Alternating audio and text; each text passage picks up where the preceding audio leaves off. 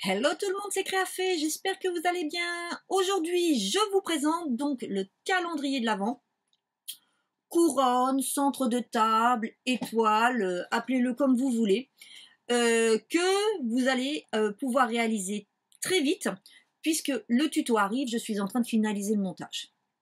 Alors, ce calendrier de l'Avent, il est réalisé avec trois formes un peu, entre guillemets, voilà, hein, c'est pour ça que je disais couronne ou étoile, on peut appeler ça une couronne ou une étoile. Et il est fait, vous savez, avec ces petites boîtes que je vous avais proposées, les petites boîtes à gourmandises d'Halloween. Et ben voilà, il est réalisé avec ces boîtes, sauf que je les ai faites dans une taille plus petite et que je suis venue les assembler ensemble. Alors, il est très simple à faire, il prend un petit peu de temps parce qu'il y a quand même 24 boîtes à réaliser. Donc c'est pourquoi vous aurez le tuto en deux parties pour vous permettre de faire la première partie, c'est-à-dire faire tranquillement vos 24 boîtes. Et ensuite, vous aurez la deuxième partie qui correspond à l'assemblage. Comme d'habitude, je n'ai pas mis la déco dans le tuto parce que la déco, elle est vraiment en fonction de ce que vous voulez faire.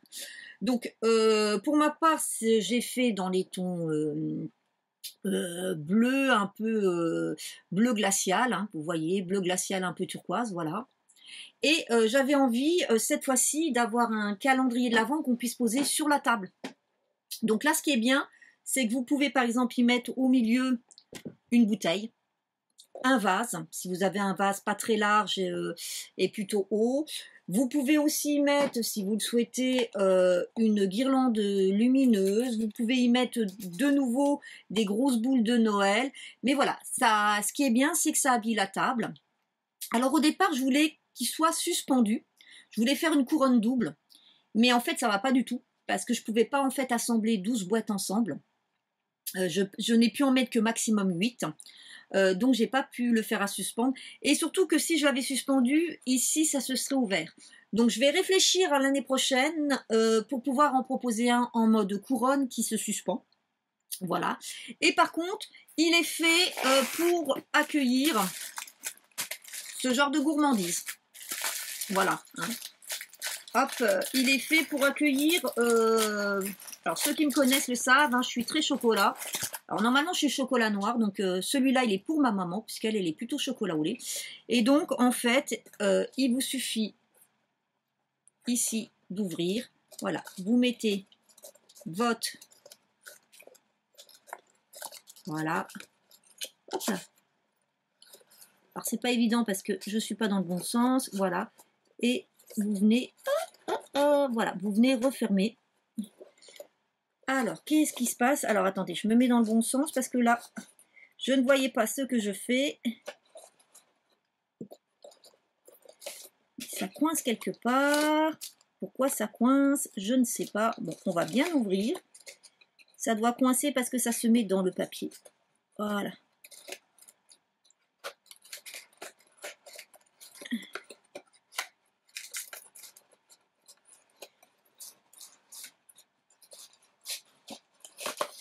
Voilà, comme vous voyez en dessous, là, c'est mal mis. Ça vient se coincer là-dedans. Voilà. Voilà. Donc, vous voyez, il est ici. Je vous ouvre, hein. Vous voyez, il est ici.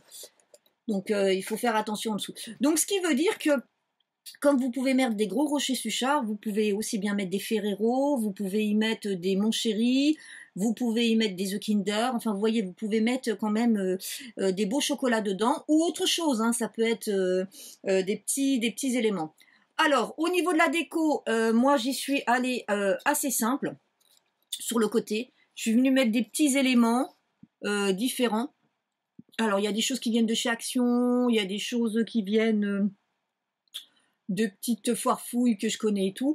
Par contre, pour les chiffres, je voulais faire un tamponnage, mais je n'avais pas de chiffres petits. En fait, les tampons de chiffres que j'ai, ils sont plutôt gros. Donc en fait, j'ai utilisé des autocollants que j'avais trouvé chez Sauce Green. Alors, ce n'est pas des sets calendrier de l'Avent, ils en font, mais là, c'en est pas. Et là, vous voyez, c'était des stickers chiffres.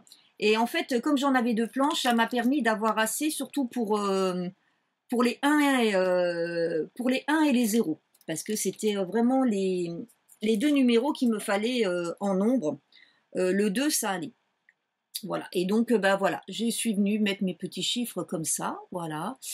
Et puis bah au-dessus, j'ai fait une petite décoration. Alors j'avais pas beaucoup de choses dans les tons bleus qui étaient assortis au bleu du papier que j'ai utilisé. Alors le papier que j'ai utilisé, c'est du papier Action. Hein, voilà.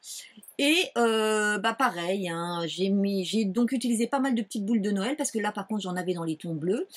Ça c'est pareil, ça vient de chez Action, il y a des choses qui viennent encore de chez Stossren Green, il y a des choses qui viennent de chez VBS, de chez Ziman, voilà. Au niveau déco, il y a des choses qui viennent de plein de petites choses. Et puis j'aime bien, c'est ces petits sapins en plumes que je suis venue agrémenter. Voilà.